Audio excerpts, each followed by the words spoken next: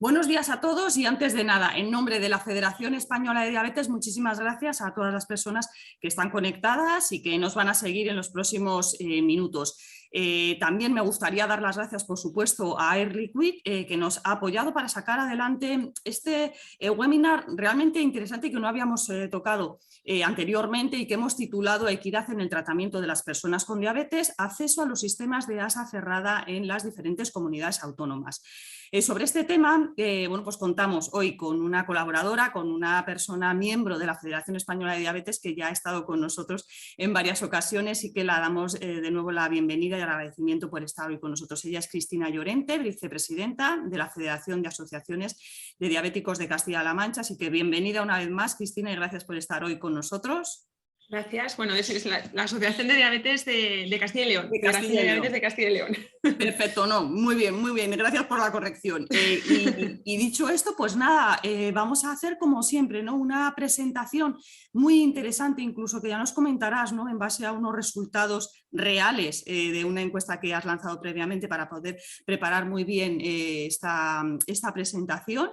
Y bueno, pues cuando tú quieras, Cristina, pasas a compartir lo que tienes preparado hoy. Adelante. Muy bien, vale, pues voy a compartir. Bueno, mientras voy compartiendo, quería daros las gracias a vosotros y también, por supuesto, a Air Liquid por darme la oportunidad de poner voz a esta presentación.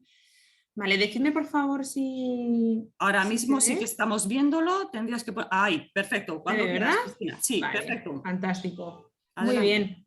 Vale, pues bueno, pues voy a quitar esto. Vamos a hablar hoy, como bien decías, de la equidad en el tratamiento de las personas con diabetes y cómo está el acceso a los sistemas de ASA cerrada en las comunidades autónomas, pero también dentro de las comunidades autónomas. Entonces, en primer lugar, quería mostraros bueno, pues la evolución que hemos vivido en los últimos años. Fíjate que yo llevo 7 años en el mundo de la diabetes, que es nada a comparación de lo que lleva otra gente. 7 años desde el debut de mi hija y yo he vivido esta transición, o sea que es algo bastante reciente. Vemos cómo hemos pasado de hablar prácticamente solo de la hemoglobina glicada como parámetro de control metabólico y de repente pues, empezaron a aparecer otra serie de vocablos como pues, el tiempo en rango, tiempo por debajo de rango, por encima de rango, coeficiente de variación. Todo esto nos ha llevado a un cambio de paradigma en el control de la diabetes donde adicionalmente, no de forma sustitutiva, pero de forma adicional a la hemoglobina glicosilada, pues han aparecido otra serie de parámetros que han permitido establecer una serie de objetivos glucémicos más específicos y con más parámetros de control. No es el objetivo de esta charla entrar a valorar o a especificar todos estos objetivos. Los podéis encontrar en el Consenso Internacional sobre el tiempo en rango, tenéis aquí la referencia. Pero bueno, simplemente es para dar una idea del cambio que se ha vivido en la forma de evaluar el grado de control metabólico conseguido o en la forma de establecer los objetivos de unos años hacia aquí. ¿Qué es lo que quiero resaltar con esto? Pues por una parte, que el desarrollo de tecnologías, como puede ser la medición continua de glucosa, ha proporcionado la posibilidad a las personas con diabetes y también a los profesionales sanitarios de obtener información pues mucho más exhaustiva, inmediata sobre los niveles actuales de glucosa y poder actuar en consecuencia. Y eso, junto con el trabajo de numerosas organizaciones médicas nacionales e internacionales, pues ha hecho que se puedan establecer esos nuevos objetivos glucémicos y además de una forma estandarizada. Pero a su vez, y por eso están las flechas así como que se retroalimentan, esto nos lo ha permitido el desarrollo de tecnologías, pero a su vez necesitamos de la implantación de esas nuevas tecnologías. ¿Por qué? Porque son claves en cuanto a que facilitan significativamente la posibilidad realmente de evaluar y mejorar ese control glucémico y de conseguir esos objetivos que nos hemos impuesto. Cerrar el lazo. Bueno, ¿qué hacemos? A ver, no sé si, perdóname Mercedes, ¿se ve la barra de herramientas arriba? Es que me tapa la diapositiva. ¿Se ve bien, verdad? Bueno, ¿qué haríamos para cerrar el lazo? ¿O por qué queremos cerrar el lazo? ¿En qué consiste esto? Para las personas que están menos familiarizadas, bueno, pues un sistema de lazo cerrado consiste Primero, en un instrumento, digamos, o tenemos que ser capaces de medir aquello que queremos controlar, que es la glucosa. Bueno, pues de eso se va a encargar el medidor continuo de glucosa, que va haciendo estimaciones o medidas cada 5 minutos. Aparte de ser capaces de medirlo, tenemos que ser capaces de actuar sobre ese parámetro que queremos controlar. ¿Cómo actuamos? Administrando insulina, y de eso se va a encargar la bomba de insulina. Entonces, llega el momento en el que esos dos sistemas se enlazan para cerrar el lazo. Y esto lo hace el algoritmo de control. El algoritmo de control es una fórmula matemática que lo que hace es estimar o calcular las dosis de insulina que tiene que infundir la bomba de infusión, dependiendo de los niveles de glucosa que se vayan obteniendo. Bueno, hasta hace unos años solo contábamos con bombas de insulina, donde, bueno, tú tenías tu bomba de insulina y el propio paciente era el cerebro, ¿no? Era el encargado de tomar las decisiones y de controlar la administración de la insulina. Con la aparición de la medición continua de glucosa, bueno, pues se ha permitido integrar esos sistemas y vivimos una primera fase donde los primeros que aparecieron fueron los sistemas de lazo abierto, que tienen la característica de que únicamente abordan el problema de la hipoglucemia. ¿Cómo? Pues o bien parando cuando se llega a un nivel de límite establecido de hipoglucemia, o los más avanzados en predicción de hipoglucemia. Y por otro lado, más recientemente, pues ya tenemos disponibles sistemas de lazo cerrado. ¿Eso qué quiere decir? Que la infusión de insulina está automatizada. Los que tenemos disponibles ahora mismo comercialmente son sistemas de lazo cerrado híbrido. Híbrido significa que, a pesar de que la infusión de la insulina basal está automatizada, todavía el paciente tiene que intervenir, pues, a la hora de administrar los bolos, por ejemplo, de las ingestas, o controlar un poco las variables cuando se hace ejercicio. Eso es lo que tenemos ahora, pero se sigue investigando y se sigue trabajando para terminar de automatizar totalmente los sistemas, aunque es algo muy complejo porque, bueno, pues incorporar variables como la ingesta de las comidas o el ejercicio no es algo tan sencillo. Existe bastante evidencia científica que demuestra los beneficios que aportan estos sistemas de asa cerrada. Este extracto es un resumen de la guía de uso de sistemas de asa cerrada que ha publicado la Sociedad Española de Diabetes este mismo año. Ahí se puede encontrar todas las publicaciones, además, en las que se basan para sacar estas conclusiones. Y me gusta además porque está dividido en dos bloques. Por una parte, hablamos de los beneficios en cuanto a la mejora del control metabólico, pues el aumento del tiempo en rango, disminución del tiempo que pasamos por encima de rango o por debajo de rango, descenso de la hemoglobina glicosilada, reducción de la variabilidad glucémica. Pero luego existe otra pata muy importante, otro pilar, que es la calidad de vida, los resultados psicosociales y el temor a la hipoglucemia, que para los pacientes es tan importante como el control metabólico. Y en realidad esto no se traslada después, ni se estudia ni se traslada realmente a la hora de establecer los criterios de prescripción de estos sistemas. ¿Cuál es la realidad? Pues que existen pocos estudios que realmente evalúen la calidad de vida y la percepción pues de la calidad del sueño, por ejemplo, de la ansiedad, de la libertad, en cuidadores y niños con diabetes, en adultos, puesto que la mayoría de estos estudios que comentaba se han centrado únicamente en medir los parámetros de control metabólico. De los pocos estudios que sí que lo han valorado, pues infiere un aumento de satisfacción con el tratamiento, una mejora de la sensación subjetiva de la calidad del sueño, menor ansiedad, más libertad en cuanto, por ejemplo, a los papás de niños con diabetes, y una disminución, por supuesto, de la carga de diabetes. Aquí, pues, es importante contar con la experiencia personal de los pacientes que han vivido esta transición, ¿no? Yo os puedo contar de forma personal. Yo lo he vivido con mi hija tiene 11 años, debutó con 3 y hace pues un poquito más de año y medio que tiene un sistema integrado, bomba sensor, y a nosotros, yo siempre digo que nos ha devuelto la vida, porque, bueno, vivíamos una situación en la que el manejo del control y la reducción de la variabilidad era muy difícil. Es una niña que hace muchísimo deporte y además concentrado en días. Entonces, bueno, pues la única forma en la que hemos realmente conseguido disminuir el tiempo de hipoglucemias o los episodios de hipoglucemia, de reducir esta variabilidad glucémica y de volver a dormir ha sido con este sistema. Por tanto, bueno, este es mi testimonio, pero existen muchos otros como el nuestro y es importante tenerlos en cuenta. Esta guía de la Sociedad Española de Diabetes también recoge que este tipo de sistemas de asa cerrada son todavía más importantes si cabe en la infancia y en la adolescencia, ya que, bueno, pues por las características fisiológicas en ese momento, la variabilidad glucémica y la variabilidad en los requerimientos de insulina se hace especialmente difícil a menudo controlarla con herramientas terapéuticas convencionales como puede ser pues, una bomba sin más o las inyecciones de insulina, ¿no? Múltiples dosis de insulina.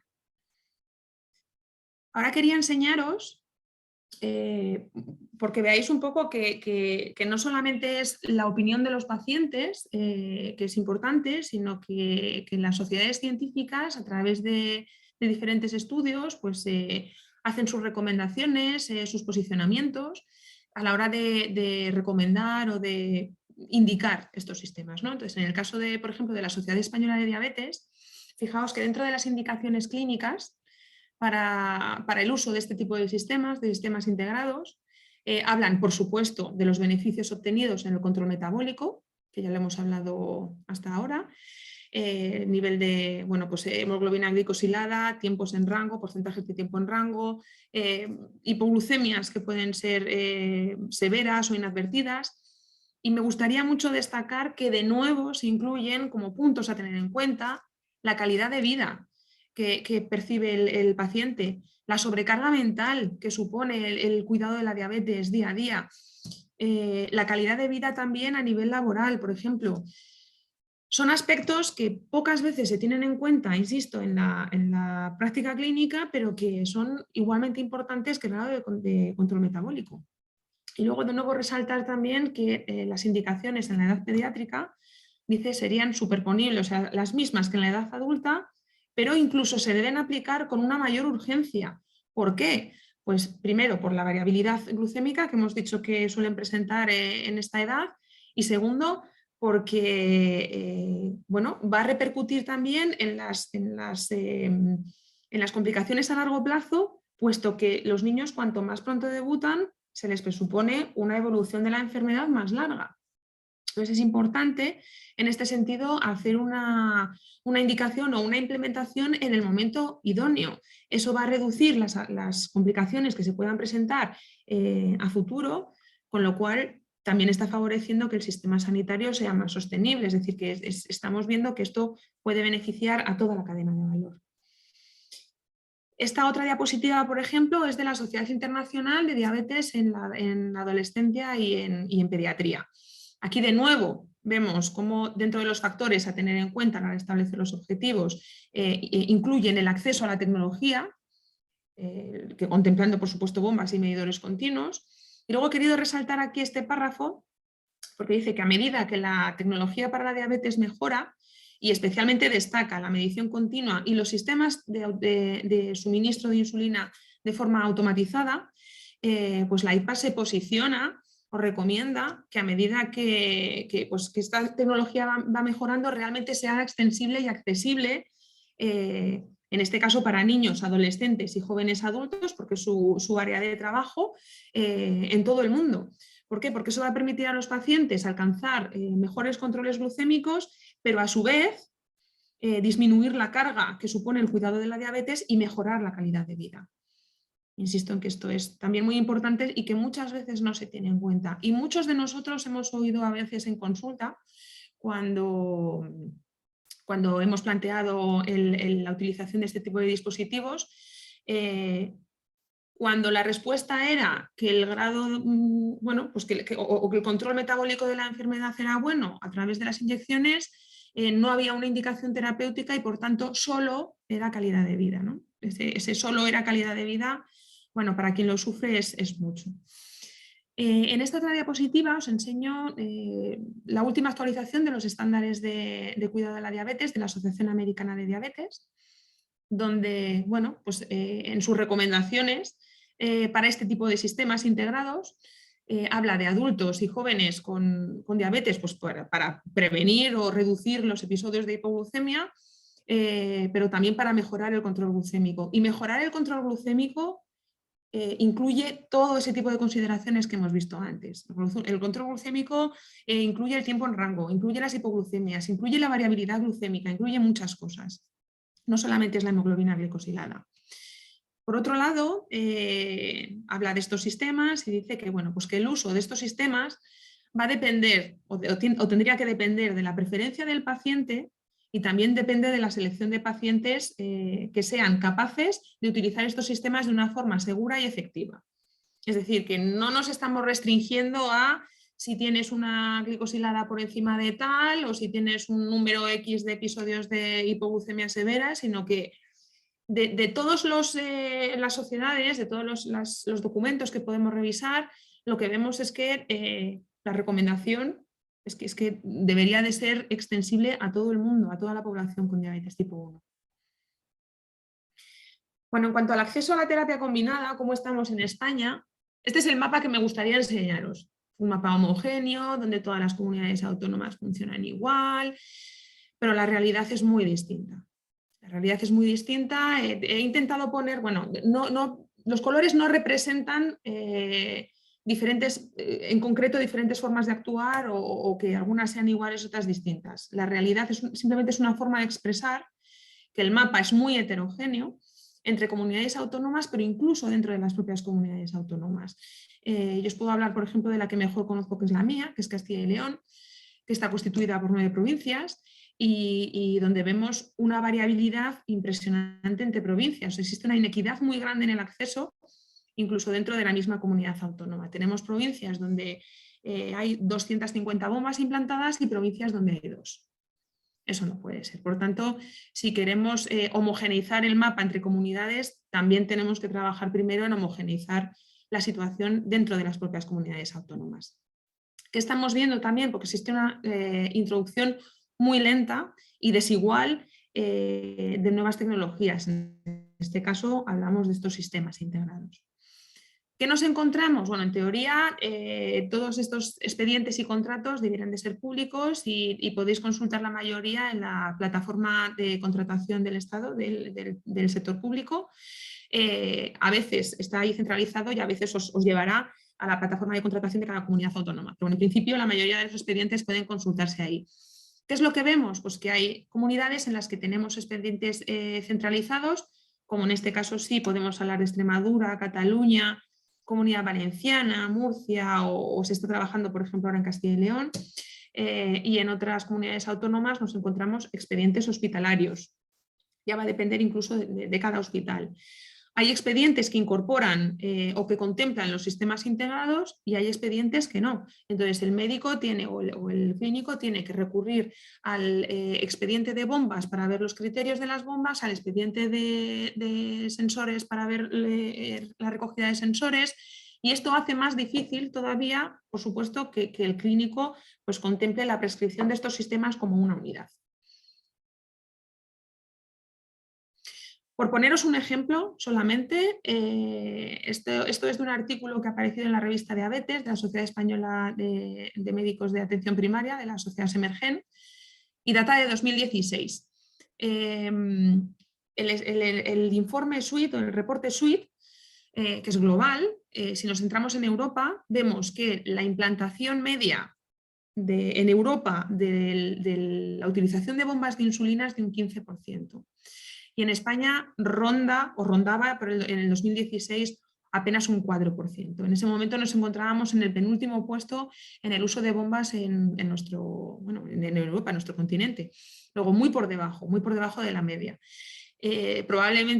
Seguramente desde el 2016 se ha incrementado, pero no estamos en una situación como para decir que nos acercamos a la media europea, ni muchísimo menos.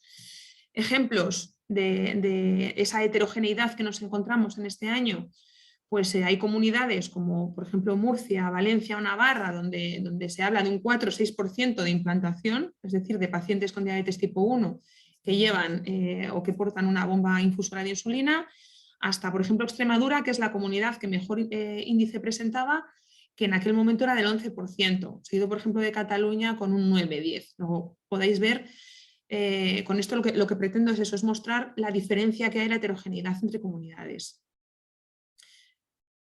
¿Cuáles son las barreras o los retos a los que nos enfrentamos para conseguir ese acceso equitativo a los sistemas de ASA cerrada? ¿Qué es lo que queremos? Un acceso equitativo. Queremos mayor accesibilidad para todos y mayor equidad en el acceso a estos sistemas. Entonces, la primera barrera es que en España no existen actualmente unos planes estratégicos homogéneos entre comunidades para el abordaje de la diabetes.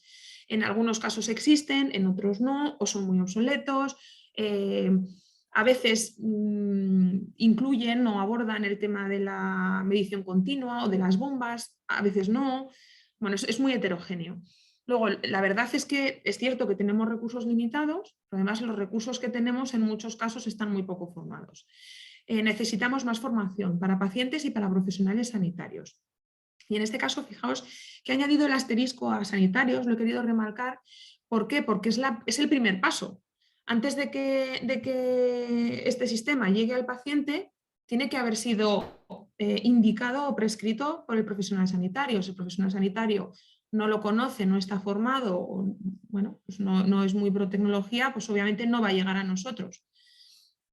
Necesitamos también que se revisen las estrategias de acceso y que se elaboren protocolos armonizados con unas recomendaciones consensuadas para que los clínicos puedan prescribir en la rutina diaria estos sistemas de terapia combinada, bomba sensor. Por otro lado, también necesitamos que se aumente la evidencia científica y el análisis de coste-efectividad a todos los grupos poblacionales con diabetes. ¿Por qué digo esto? Porque generalmente los ensayos clínicos, la evidencia científica está basada, y luego el análisis de coste-efectividad que revisa esta evidencia, pues está basada en ciertos cohortes de población, ¿no? Pues a lo mejor pues solamente en grupos, por poner un ejemplo que me invento, con hemoglobina glicosilada por encima de 7,5, por encima de 8, o que han tenido X casos de hipoglucemia severa. Si esos grupos poblacionales no están contemplados en la evidencia científica, es difícil que luego se extienda en la práctica clínica. Ahí ayudaría el incorporar, como pongo aquí, el Real World Data, que no es más que la experiencia real de pacientes, y eso va ligado a la implantación. Es importante tener en cuenta qué es lo que vive el paciente, cuáles son las sensaciones y los beneficios observados por el paciente en su día a día, en su experiencia con la implantación de estos sistemas.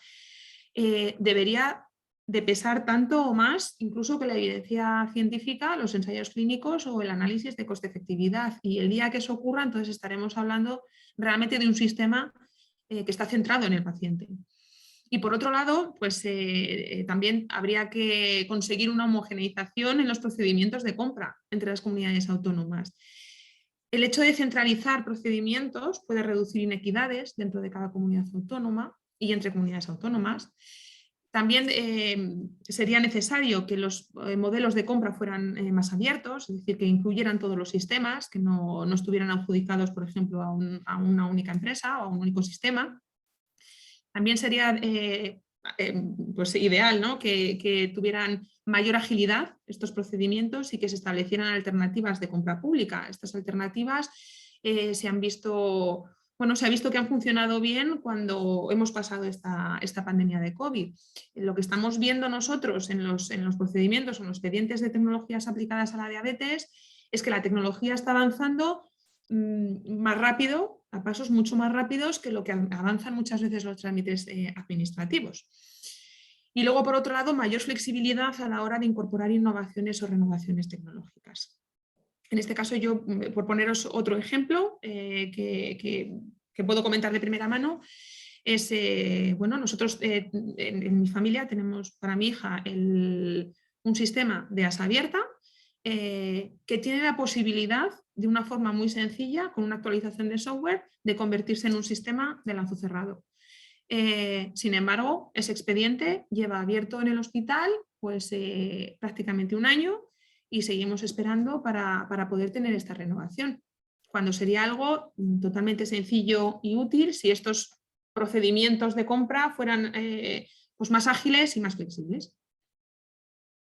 Bueno, hace poco lanzamos una encuesta, era una encuesta muy sencilla, con 4 preguntas básicas, donde la idea era entender un poquito cuál es la percepción del paciente, ¿no? Acerca del acceso que tienen a ciertas tecnologías.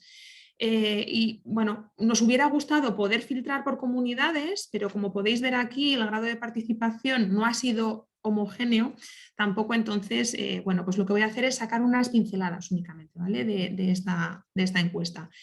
Aquí veis un poco el grado de participación, casi 200 respuestas, mayoritariamente de Andalucía, Castilla y León, la Comunidad de Madrid y la región de Murcia. Me voy a quedar solo con los extractos que me parecen más significativos. De los participantes de la encuesta, un 62% utilizaba, casi 63 plumas de insulina y cerca del 37% bomba de insulina. Quiero remarcaros esto porque bueno, la encuesta se ha distribuido a través de distintos grupos y redes sociales, y uno de los grupos donde más respuesta ha tenido, donde más aceptación y más participación, ha sido en el grupo de Night Scout España. Es un grupo obviamente que cuenta con un perfil de pacientes muy tecnológico, por tanto, por eso vemos aquí que el grado de utilización de dispositivos es muy alto entre los participantes, pero que esto no refleja la realidad, no se traslada a la realidad que tenemos en la población con diabetes tipo 1 en España. Solamente en esta encuesta, el marco de pacientes, pues como os decía, el 37% utilizan bomba, de los cuales 46, o sea, un 63% lo utilizan de forma integrada con sensor. Un 30% prácticamente utiliza la medición flash de glucosa medición continua de glucosa, y un 66% aproximadamente la medición flash. Todavía queda algún resquicio de gente con diabetes tipo 1 que utiliza glucómetro capilar. Lo más significativo para mí de estos resultados es que, a pesar del alto grado de uso de tecnologías, todavía hay un porcentaje de participantes elevado dentro de los encuestados que consideran que aún siguen sin tener acceso a algún dispositivo que ellos creen que sería beneficioso o que les haría el control de la diabetes más llevadero o más eficaz. Y dentro de los que lo tienen, pues también hay un porcentaje bastante elevado que les ha costado mucho conseguirlo, y yo me incluyo entre ellas. Por otro lado, también me parece importante entender bueno, si el paciente se siente partícipe de las decisiones que toma el médico. O sea, estamos en un entorno en el que la toma de decisiones es compartida. El paciente siente que el profesional sanitario le tiene en cuenta a la hora de decidir acerca del tratamiento. Y cuando decíamos tratamiento, también, aparte de las pautas de los fármacos, también incluye la forma en la que medimos la glucosa, en la que administramos la insulina. Pues bueno, aquí estamos hablando, o sea, conceptos que pueden ir ligados a esta pregunta son la implementación y, por otra parte, también la adherencia, porque si una persona no se siente que se la tiene en cuenta, no se siente incluida, pues puede hacer también que ese desapego hacia el tratamiento. Entonces, a pesar de lo que hemos valorado antes, hemos dicho que un 37% de los encuestados tienen bomba de insulina y un porcentaje elevado de ellos la utiliza de forma integrada, solamente la mitad de los participantes consideran que siempre se les tiene en cuenta. Lo cual, bueno, si lo trasladásemos a una representación real, donde solamente haya un 4, un 5, un 6% de pacientes con bomba, estoy segura de que la diferencia sería mucho más significativa. Otra pregunta que me parece reseñable es que un 53% de los usuarios de pluma querrían usar bomba, y de ellos un 37% ya lo tiene descartado, ¿no? Les preguntábamos, de los que no utilizaban bomba, ¿cuántos querrían utilizar, de los que utilizaban pluma, ¿cuántos querrían utilizar bomba? Y si lo habían consultado ya con su profesional médico y en qué estatus estaba, ¿no? Bueno, pues un 37% lo tiene ya descartado. Y lo importante o lo interesante aquí es leer las valoraciones de la gente, ¿no? De los participantes. ¿Por qué te lo han descartado? Bueno, pues en algunos casos es porque, fijaros, los comentarios como solo ponen 2 o 3 al año, dan pocas en el hospital, solo lo prescriben a ciertos grupos poblacionales, es decir, que la accesibilidad es muy baja, y eso la gente lo tiene interiorizado. En mi ciudad o en hospital no ponen bombas, en mi hospital no ponen bombas de insulina en el área pediátrica, o porque hay que acceder a la bomba, perdón, para acceder hay que cumplir requisitos y casi es imposible acceder a ella. Esto también hace, y se ha visto en otros resultados de la encuesta, que muchas veces la gente ni se anime a solicitarlo, porque ya dan por hecho que es muy difícil o prácticamente imposible conseguirlo. Estas dos frases puestas seguidas bueno, iba a decir me hacen gracia, pero en realidad no, o sea, es todo lo contrario. Fijaros que hay gente que lo tiene descartado por el buen control de su diabetes y hay gente que lo tiene descartado precisamente porque no la tiene bien controlada. Entonces, tenemos una discrepancia de criterios muy grande. Esto tiene que estar más armonizado, no podemos vernos con estas diferencias. O fijaros en esta respuesta, porque dice que es más engorroso. ¿Más engorroso para quién? Y bueno, cuestión de presupuestos, ya sabemos que obviamente los recursos, pues como hemos dicho antes, están limitados. Y otra respuesta que también me parece muy significativa es para aquellos participantes que no utilizan el sistema de ASA cerrado, y esto incluye tanto a los que solo utilizan la bomba de forma independiente como a los que utilizan pluma. ¿Te gustaría tener un sistema integrado bomba-sensor? Pues creo que la respuesta es contundente y mayoritariamente sí. O sea, un 91% tienen claro que querrían un sistema de ASA cerrada.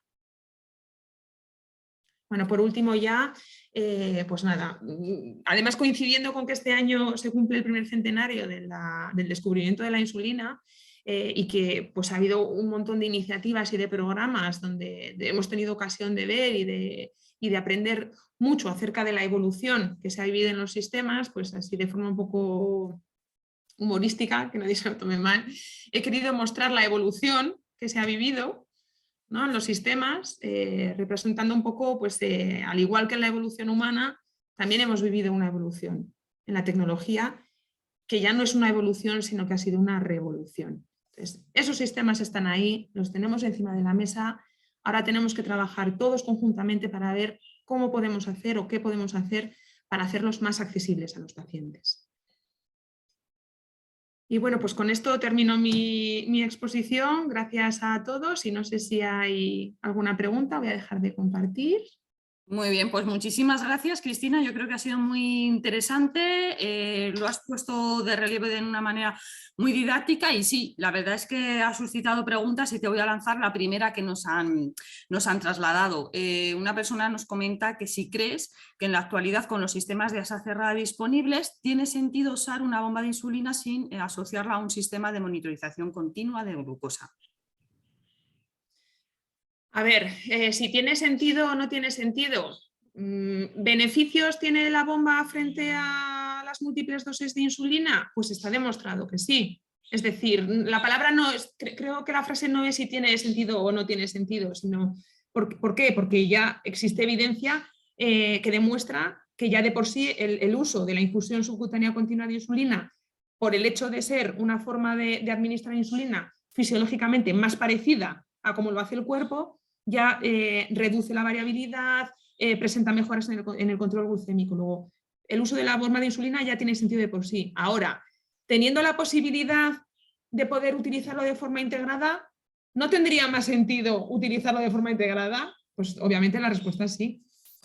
Exacto, sí, de hecho también un seguidor también se aventuraba, ¿no?, diciendo un poco lo mismo, quizás a lo mejor ninguno, porque como comentabas tú, Cristina, la tecnología avanza muchísimo más rápido incluso que la propia administración, esto realmente es un lastre, ¿no? Es decir, sí. Como tú dices, se han celebrado ahora 100 años de un gran descubrimiento, siguen avanzándose, apareciendo nuevas tecnologías que pueden representar un paso cuantitativo y cualitativo de lo que se tenía antes o de lo que se tiene ahora a lo que puede suponer, pero por un trámite burocrático nos vemos impedidos muchas veces a que el paciente pueda acceder no a lo último, sino a calidad de vida. Al final se reduce todo eso. ¿Cómo trabajáis también o cómo también, sobre todo desde tu experiencia en la Federación de Castilla y León y también en la Asociación de Burgos, donde has estado muchos años, para hacer entender o también trasladar a la administración pública que los procesos deben de agilizarse y sobre todo quizás a lo mejor contar con la opinión de los pacientes de manera más continuada? Hombre, eso sería un paso fundamental. Yo creo que cada vez estamos tendiendo más a que se nos tenga en cuenta, al menos de forma consultiva. ya no con voto, pero por lo menos sí con voz. Si realmente queremos ir, como decía antes, hacia un sistema centrado en el paciente, creo que la opinión del paciente tiene que ser fundamental.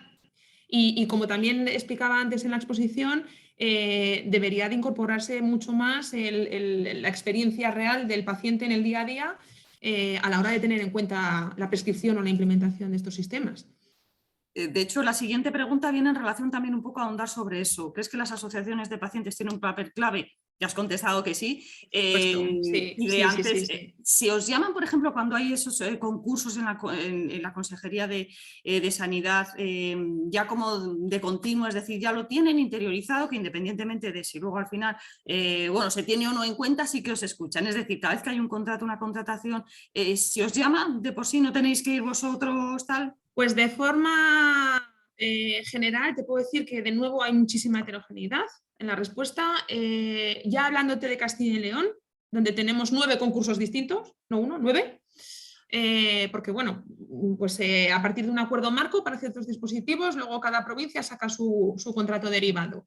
Hay provincias en las que de forma proactiva sí que se llama a las asociaciones, contadas escasísimas. Hay provincias en las que se tiene en cuenta, pero una vez que de forma reactiva la asociación va diciendo, oye, pues mira, va a salir próximamente este concurso, va a salir este concurso, quiero que me tengas en cuenta, he hecho este pequeño estudio. Y aún así, a veces te tienen en cuenta y a veces ni siquiera así. O sea, que hay que seguir trabajando, ¿no? Que es en lo que Efectivamente, estamos. sí, sí, sí, eso es. Muy bien. Mira, María José plantea un tema muy importante. Yo creo que siempre sale, y aunque es una ponencia un poco más tecnológica, más de avances y demás, es importante, ¿no? Soy paciente y después enfermera y de acuerdo totalmente con lo que has trasladado, pero nos debemos plantear que la tecnología sin educación a veces no tiene sentido. Yo creo que incluso si a veces lo mismo tampoco Siempre, procede. totalmente. O sea, totalmente. La tecnología ha demostrado que puede ayudar muy significativamente a mejorar el control metabólico y la calidad de vida de los pacientes, pero obviamente si no nos enseñan a utilizarla no podremos sacar ese máximo partido, ese beneficio que realmente puede llegar a aportar. Por tanto, van de la mano, lo hemos dicho antes, también falta formación, tanto para el profesional sanitario como para los pacientes, desde luego. Y hay que tener programas de educación diabetológica más estructurados. Por ejemplo, en Castilla y León, ¿cómo está esa situación de cuál es la formación que se proporciona? No a lo mejor en este área concreta, sino más bien en general, porque ya sabemos que, bueno, pues que la diabetes es muy diversa, tiene diferentes pilares. ¿Cuál es esa formación que se está dando al paciente? Sobre Pues todo al también, paciente tipo 2, a lo mejor. ¿Cómo lo tenéis ahí, Cristina? bueno, generalmente a las personas con diabetes tipo 1 y pacientes tipo 2 insulinizados se les lleva desde las áreas especializadas en endocrinología en el hospital y el resto de pacientes tipo 2 se les lleva desde atención primaria. ¿Cuál es la realidad? La realidad, y yo voy a dar mi opinión desde mi perspectiva de paciente y de representante de pacientes, es que así como en atención especializada la educación, el acceso, digamos, a la educación es más fácil, es más sencillo, aún así no es igual, no todos los hospitales cuentan o todas las unidades cuentan con educadores en diabetes y eso es muy importante, o el acceso a esta educación, a estos educadores es limitado. Pero si nos vamos al ámbito de la atención primaria con los pacientes tipo 2, ahí sí que te puedo decir que el déficit es enorme. Enorme, pues por también probablemente, yo creo que por dos causas fundamentales. Primero, por la falta de recursos, es decir, muchas veces no existe el tiempo por el ratio enfermera-paciente o médico-paciente para dedicar en la consulta el tiempo necesario a explicar pues, qué hacer para controlar mejor tu diabetes, qué te puede pasar si no te controlas, una serie de aspectos que son fundamentales. Y por otro lado, también falta una especialización y una formación concreta, específica en diabetes, ¿no? Tanto en médicos como en enfermeros de atención primaria.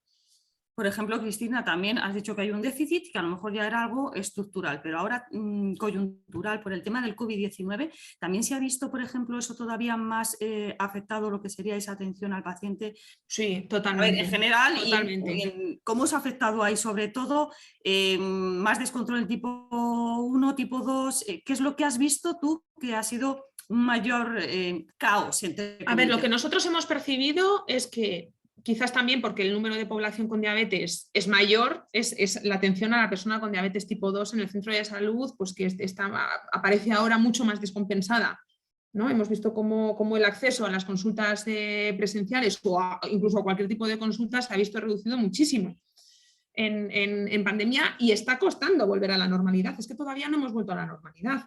Y luego hemos visto también, por ejemplo, yo te hablo de la experiencia aquí en Burgos, cómo ha habido pacientes que durante 1 año y medio o más no han tenido consulta con su endocrino. Algunos con suerte la han tenido telefónica, pero es que ha habido gente que ni siquiera ha tenido consulta telefónica con su endocrino o con su educador durante 1 año y medio o 2. Y muchas veces hemos visto cómo en estos tiempos, pues precisamente estos grupos que se generan de comunicación entre las asociaciones, entre las federaciones, han servido de apoyo a la hora de resolver dudas, cuando se presentan situaciones en las que un paciente no sabe qué hacer, pero tampoco tiene forma de acceder a un profesional para resolver esas cuestiones. También aquí hay una persona que, Fran Darias, que plantea varios temas. Uno de ellos, el primero, es verdad que, claro, la tecnología no quiere decir que no se quiera poner, pero que hay algunos hospitales, en este caso, claro, los profesionales que no están suficientemente preparados. ¿Cómo consideráis que se podría esto realmente paliar? Quizás a lo mejor poner hospitales de referencia. ¿Cómo consideras que sería la mejor manera para que ningún paciente que realmente pueda optar a ello y sea, bueno, pues mejora cuantitativa y cualitativa para el tratamiento que tiene, pueda acceder a ello? Bueno, en primer lugar, es verdad que no todos los hospitales tienen unidades de diabetes, eso para empezar. Entonces, bueno, pues el poder tener acceso a una, esté más lejos o más cerca de tu casa, es fundamental. Y por otro lado, pues efectivamente falta mucha formación y falta mucha motivación. Es decir, que tienes que formarte, pero también tienes que querer formarte.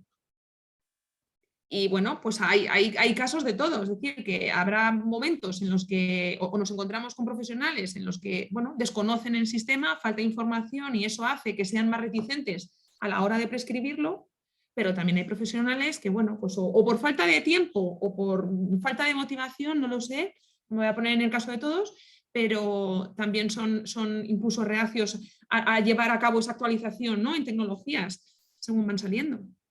También has comentado algo muy interesante, el tema de que el acceso es muy bajo, ¿no? Incluso esos comentarios que dices tú que no te ríes por lo grave realmente que es, ¿no? Es decir, no es que yo ya he tirado la toalla antes incluso de poderlo intentar. Como comenta también este seguidor, al final no es como un privilegio el poder acceder, es decir, ya es accesible, lógicamente, por parte del Sistema Nacional de Salud estos sistemas, pero aún así hay una serie de limitaciones. ¿Qué se puede hacer? Es decir, pacientes más informados, bueno, pues comunicarlo lógicamente a la administración de una manera más proactiva. ¿Por qué esas barreras? ¿Hay elementos económicos detrás? Cristina, que hay muchos. Pero yo creo que es un poco todo, es un poco todo. En el tema de formación está claro, tanto de los profesionales a la hora de prescribirlo como de los pacientes para solicitarlo. Es decir, yo hablo de mi caso personal, por ejemplo, ¿no? Os voy a poner de ejemplo mi experiencia personal. Nosotros hemos estado, pues no sé si 3 o casi 4 años pidiendo, por favor, que se valorase el poner un sistema de este tipo a nuestra hija. Porque, bueno, es que era levantarnos cada noche, cada hora y media, para remontar hipoglucemias, cuando los días que tenía deporte intenso eran inmanejables, o sea, incluso no poniendo insulina rápida para merienda o cena, había que estar remontando y darle medio litro de zumo, bueno, unos problemas de caries impresionantes, o sea, y yo recuerdo que antes incluso de aparecer la monitorización flash y de tener esos perfiles que puedes obtener ahora con las aplicaciones, yo me hacía mis tablas con mis cálculos estadísticos, con los datos que podía, tal, y decía, bueno, antes la excusa era que la hemoglobina glicosilada era buena. Vale, la hemoglobina glicosilada efectivamente como valor absoluto aislado era bueno, pero teníamos una variabilidad brutal. Eso no es tener un buen control metabólico. Entonces, si el paciente no está informado de las opciones que podría tener y de los beneficios que podría tener de ellas, difícilmente lo va a solicitar. Otro aspecto bastante importante también. Claro, de hecho también has comentado que, claro, a mí no se me da pues porque estoy bien controlado. Pero en otras ocasiones o en el mismo caso, cuando está en la posición contraria, estoy mal controlado, tampoco se me da.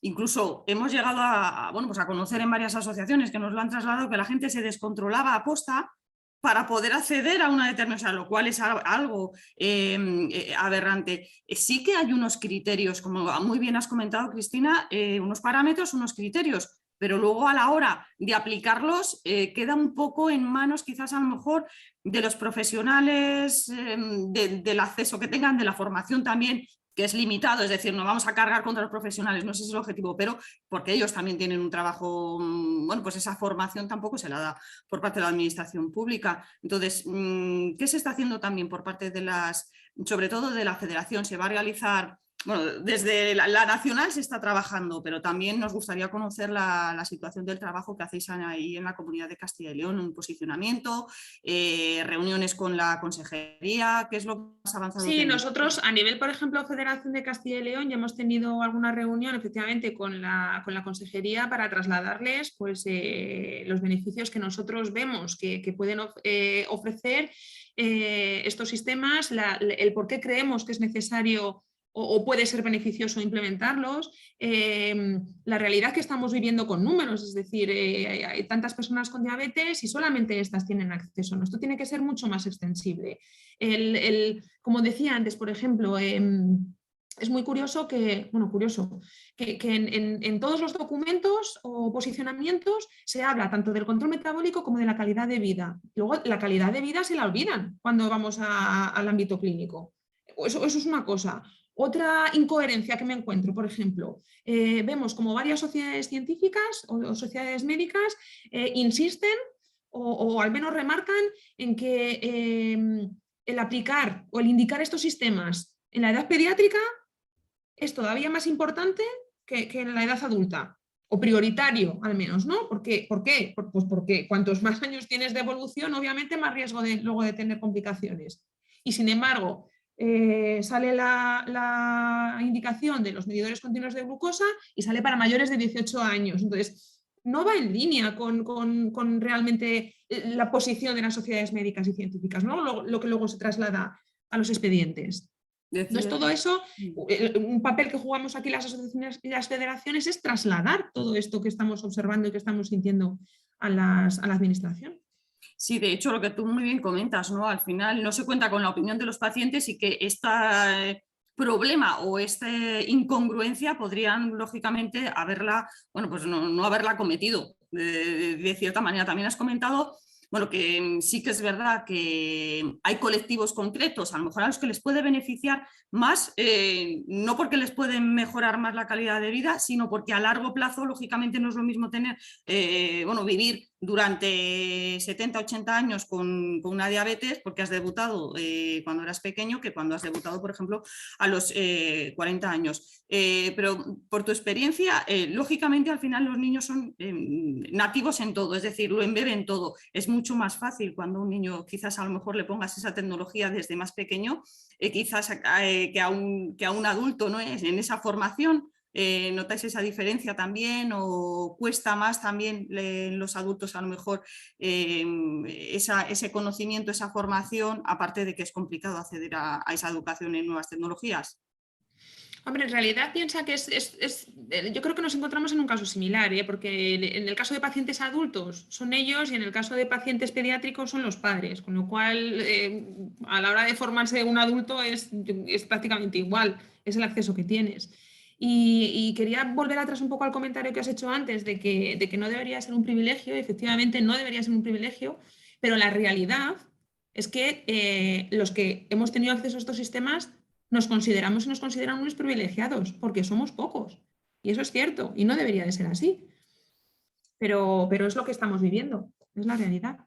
De hecho, también una cosa muy importante también para que al final los que se consideran privilegiados sean la mayoría, ¿no? Es decir, que sea es un derecho y que puedan tener acceso cualquier persona que considere que puede ser una ventaja para tratamiento. El movimiento asociativo es clave, es decir, de hecho hay muchas campañas. Considera sobre todo que después de la COVID-19, del momento clave, o sea, del momento del confinamiento duro y demás, ha habido un antes y un después. La gente valora más todo el papel que ha hecho y sigue haciendo a pesar de, bueno, pues las complicaciones, el movimiento asociativo para defender los derechos de los pacientes, aunque es algo cultural, ¿no? El tema del asociacionismo en España, pero ¿crees que ha habido un antes y un después? ¿La gente valora más el trabajo de las asociaciones? Pues me gustaría decirte otra respuesta, pero yo creo que no lo suficiente. Yo creo que no.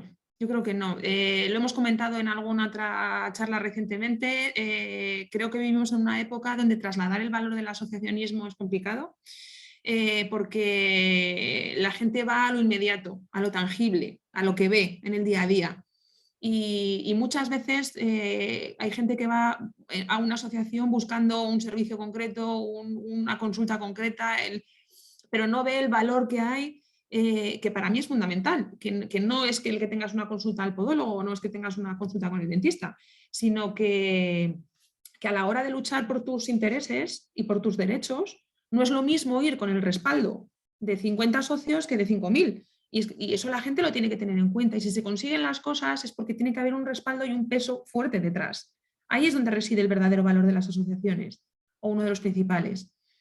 Y bueno, pues creo que cuesta. Antes yo creo que era más obvio, cuando te decía que la gente busca quizás algo más inmediato y tangible, cuando hace unos años no había tanto acceso a la información y en las asociaciones se organizaban charlas o se hacían mediciones de glucemia, este tipo de cosas que bueno, a día de hoy se siguen haciendo, pero antes, como no teníamos otro tipo de acceso, la gente acudía, veía más el valor de una forma más inmediata. Parece que nos gusta todo inmediato. Hoy en día la información está a golpe de clic. Entonces hay gente que no viendo el otro valor, el valor real añadido, pues bueno, dicen, ¿y para qué? Entonces eso es lo que cuesta y eso es en lo que tenemos que trabajar para trasladar, para que la gente entienda, para que los pacientes lo entiendan. También has comentado ahora mismo otra cosa muy importante, ¿no? Que tienen información a golpe de clic, pero también desde las asociaciones sois muy cuidadosos y también bueno, se informa mucho que no todo vale, que solamente hay una serie de... os habéis encontrado con muchos bulos Tienes toda la razón y en eso. además... bulos peligrosos, porque en salud no es lo mismo, a lo mejor, oye, que leas una cosa sobre no sé, un producto textil que un tema de salud, que te mientan sobre una cosa o la otra. Puede tener muchas complicaciones más allá y mucha más trascendencia. ¿Os habéis encontrado con problemas de este tipo? Sí, mira, efectivamente, como en cualquier otro terreno, en el caso de la diabetes, pues buscas, googleas ahí diabetes tal, y te puedes encontrar absolutamente de todo. Entonces, otro papel que ejercemos desde las asociaciones, al menos en el ámbito en el que me muevo, es a la hora de informar bueno, qué sitios pueden ser más fiables y conseguir información más veraz y dónde no, o sea, más veraz y dónde no, porque es muy peligroso, desde luego, meterte en sitios donde, bueno, la información no es oficial, es ir mejor siempre a sitios de referencia, sitios oficiales, de las propias sociedades científicas o artículos originales, no simplemente, pues no sé, un artículo de un periódico.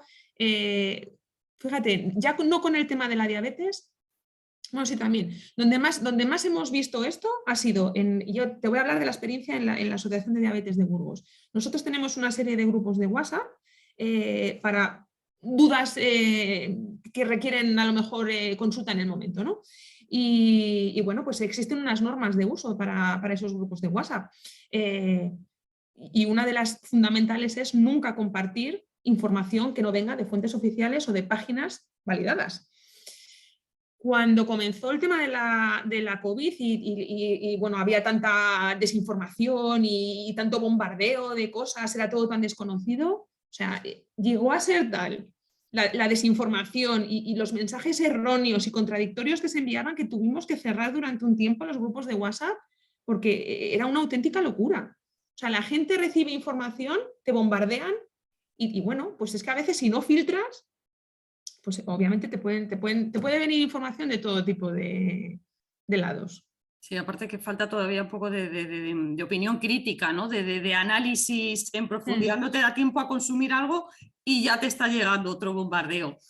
Otro tema también importante, y has destacado que lo más importante, yo creo que ha quedado más que claro, calidad de vida, que eso es lo que se busca, pero también, por ejemplo, que un volumen mayor de pacientes que se podrían beneficiar y no lo están haciendo a día de hoy de estas novedades, de estas nuevas tecnologías, no solamente les aportaría calidad de vida a ellos, a sus familias, sino que también a la larga, al sistema, a medio, o sea, a corto, medio y largo plazo, ahorraría muchísimos costes, porque lo que tú dices, ¿no? Que has dicho, reduciría las complicaciones. Eso supongo que también se lo trasladáis bueno, a la administración, que por desgracia a veces, bueno, pues se responde más a temas del dinero que a lo mejor... Sí, pero efectivamente vivimos en una, pues es que efectivamente las políticas son muy cortoplacistas, entonces quizás estos beneficios a tan largo plazo, no sé si no se ven o es que no se quieren ver o no interesa verlos.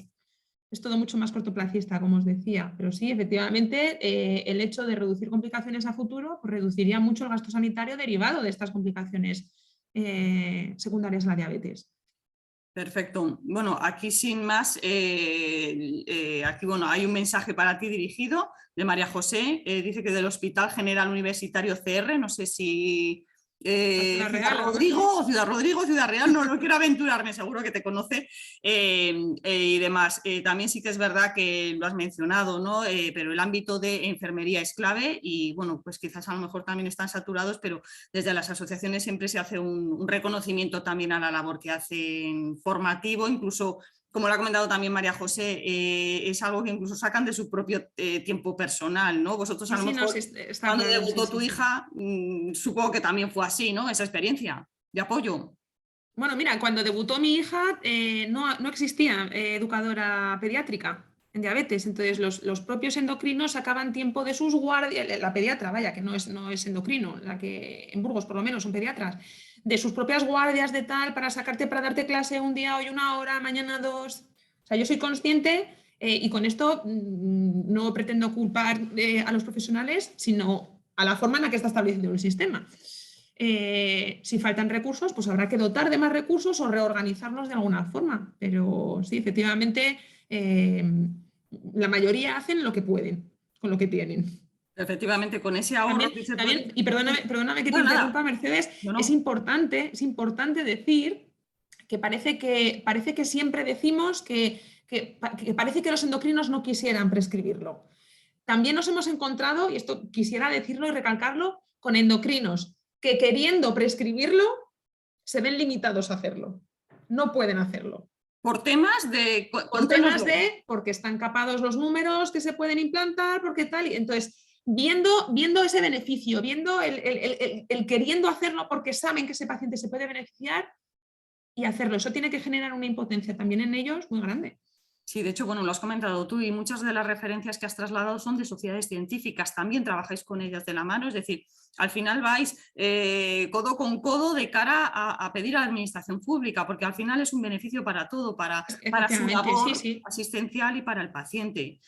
Muy bien, Cristina, la verdad que ha sido apasionante. Alguna pregunta más seguro que podría ir surgiendo, pero ya faltan 2 minutos para el final y sí que me gustaría que, como siempre, hicieras un pequeño resumen o una valoración o quizás un mensaje clave de todas las personas que nos están siguiendo con el que, bueno, pues si se quedaran con pues es una enseñanza, un mensaje clave, ¿cuál sería, Cristina? Pues mira, creo que las causas o las barreras de la inequidad, que eso creo que es importante que la gente las tenga en cuenta, ya las hemos repasado antes y la gente que vea el webinar puede volver a acceder a ellos. Lo que sí que diría como mensaje es que la gente se informe, que si no recibe información que la soliciten, que todos tenemos derecho a ella y que si consideran que pueden beneficiarse de un sistema, no dejen de luchar por él. Que no dejen de luchar por él, que no tiren la toalla.